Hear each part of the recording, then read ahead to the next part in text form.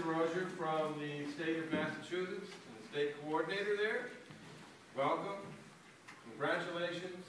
Good luck. Thank you. Please sit down.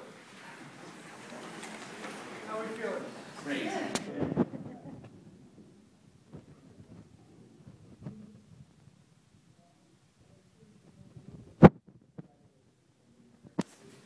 Really an honor for you, it's an honor for us. And if you haven't already done so already, take stock of where you are, breathe it in. Take a quick look out the window if you want. We're going to have a nice conversation about some issues you've been studying for a long time. Just relax. My name is Mike Williams. I teach political science at the University of San Diego. I'm a proud alumnus of the program. I did a cover back in 1987. Hi, I'm Ann Zaya, and I'm the director of the Senate Legislative Education Office at the State House in Boston, Massachusetts, and I'm happy to meet you. Hello, my name is Michael Anderson. I'm the Dean of the School of Education at New Mexico Highlands University. Welcome. Please introduce yourself. We are Unit 6 from Grant High School in Portland, Oregon, and I'm Lauren Reefer. I'm Milo Kaskari. I'm Louisa Tonga. I'm Nick Stone. I'm Allie Bragg. And I'm Max Cowan, and our teacher is David Leakey. Okay, as you know, we're going to do question 2 this afternoon. I'll read the question and then you can get started. The reinvigoration of citizenship depends on revitalizing rather than diminishing political participation, and with it, the sense of belonging and the commitment to rights that are its prime benefits. Do you agree or disagree with this opinion? Why? Should a constitutional democracy like the United States foster a sense of belonging among all of its citizens? People, how? What does a commitment to rights entail, and what are the costs and benefits of such a commitment? Said that there can be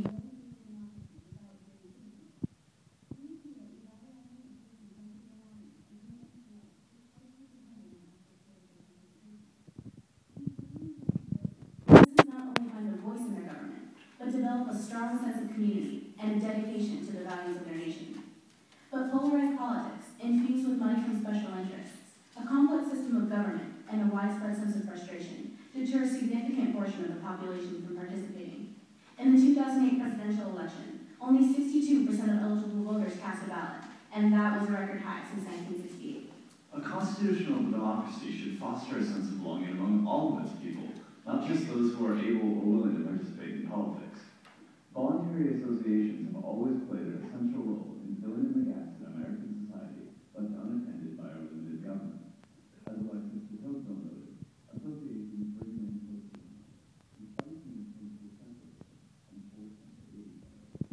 These associations, like the Habitat for Humanity and the Red Cross, help individuals find their place in society and aid their communities without engaging in politics. Political scientist Robert Putnam suggests that associations function as schools as democracies, wherein citizens learn civic skills such as public speaking, debate, and leadership. Unfortunately, formal civics education has been on the decline for decades. The 2001 No Child Left Behind Act does not require schools to test social studies, meaning subjects such as math and reading take precedence in the classroom.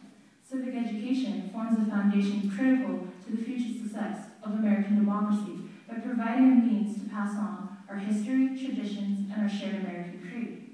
Our dedication to liberty and equality binds us together and creates a distinctive culture that encompasses the diversity of races, religions, and personalities that combine to form our melting pot society. However, those things that bind us together also serve to keep us apart.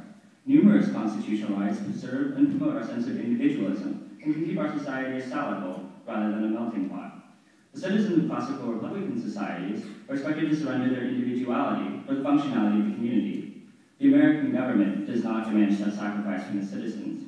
Some political scientists have suggested the implementation of mandatory service in order to encourage the equality and solidarity found in classical Republican societies. However, such a proposal is ultimately in conflict with our dedication to individual liberty. Instead, emphasis on the importance of voluntary associations and civic education could foster a stronger sense of belonging. A commitment to rights requires that citizens stay informed, vigilantly guard against violations of their rights, and tolerate the rights of others. The Supreme Court recently ruled in favor of the Westboro Baptist Church's right to engage in hateful speech in the case Snyder versus Phelps. While the holding came as an emotional blow to many, few found it to be unjust, recognizing that a commitment to free speech encompasses the expression of all sentiments, even those with which they disagree. A commitment to rights also entails financial costs. Each year, U.S. taxpayers spend almost $1.2 billion operating the district court system, which is important in protecting the legal rights of Americans. While there are many costs, the benefits that stem from our commitment to rights far outweigh the burdens. Our rights protect us from an overbearing government, allowing us to live safe from abuses of power and ensure access to our fundamental liberties. We are free to pursue our own personal happiness and to contribute our ideas to the ongoing legislative dialogue. As John Adams said, a constitution once changed from freedom can never be restored.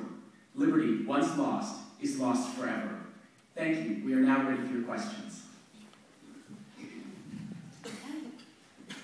So what does the panel think are the important ways for Americans can participate in political life, and why should they? Well, I think the most fundamental way Americans can participate in the political sphere is through voting. And it's obviously the most convenient expression of political participation, and it shows that you're informed and that you're willing to take a stance on political issues. Yes, thank you. Additionally, citizens can participate in voluntary associations, whether they be political or not. I personally work with the Oregon Bus Project to campaign for local elections and register voters. The First Amendment also guarantees the right to petition your government, and so writing your congressman and conferring with them is one way that you can get your voice heard in the political sphere. Also, people can run for office, and even in many local elections, many of us are 18 and could even run for positions in local elections.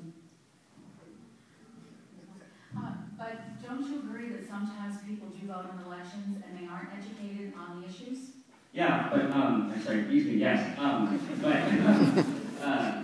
Through the process of voting, they can learn and become more educated about the issues on which they are voting. And perhaps the importance of them participating in our political spheres is that they feel like they are part of our system, and though they may not be the most informed or the smartest of people to be voting on issues, they feel like their voice is being heard in our political sphere, which is important in a democracy such as America. Let's go away from participation just for a moment, if you will. And I'd like to hear your thoughts on membership. It's one thing to be a part of a society and be a citizen. It's another to be, for example, a new American in the American Southwest.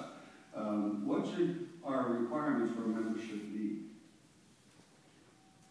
Well, Title 8 USC Section 1401 requires that individuals who come into the United States and want to become citizens must pass a citizenship test and their knowledge of our government and our history, as well as a language test. Additionally, they must also have been a legal resident in this country for 5 years. So what about those who are not at that threshold? What rights do you think they should have or currently do have? Well, persons in the U.S. Have many of the rights that citizens do. They're protected by the Bill of Rights as incorporated in the 14th Amendment through the Due Process Clause.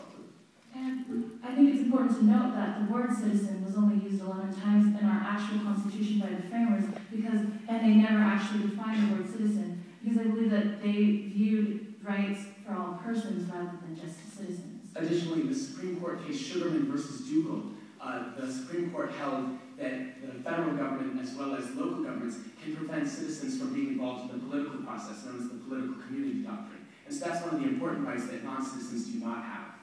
Can I ask you, if our national identity is based on liberty and equality, why do we require immigrants to learn English?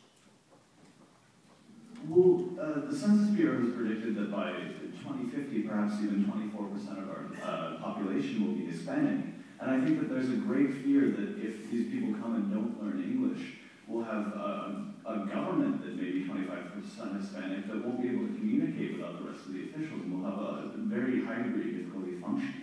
Are you arguing that we should learn English? Spanish, excuse me? I believe that it's important that we make an effort to learn Spanish, but having English as sort of a national language provides sort of a method of unity and something that it creates sort of this sense of belonging. Furthermore, this is an increasingly difficult problem because in previous times of massive immigration, people were coming from all over the world, and so they needed something like a universal language to bring us together, and they needed to all learn English so they could